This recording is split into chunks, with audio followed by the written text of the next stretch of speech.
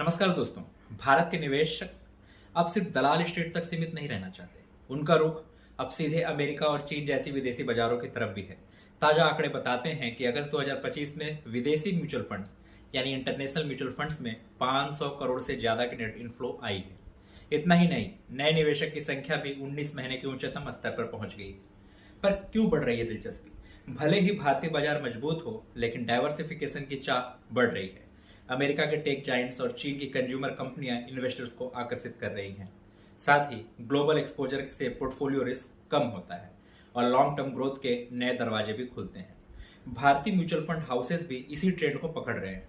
Motilal Oswal, Mirae Asset और Invesco India जैसे players विदेशी ईटीएफ्स और ग्लोबल फंड ऑप्शंस लेकर आ रहे हैं। सिर्फ ग्लोबल नेम सुनकर इन्वेस्ट करना सही नहीं है।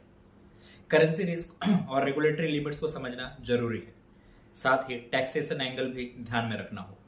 भारतीय इन्वेस्टर सब ग्लोबल सिटीजन बनकर मेड इन यूएसए और मेड इन चाइना स्टॉक्स में भी हिस्सा ले रहे हैं।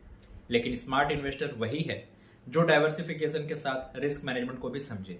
आपको क्या लगता है, क्या भारतीय इन्वेस्टर्स को इंटरनेशनल म्यूचुअल फंड्स में और ज्यादा इन्वेस्ट करना चाहिए या डोमेस्टिक मार्केट ही बेहतर है? कमेंट में अपनी राय जरूर दीजिए। Thank you.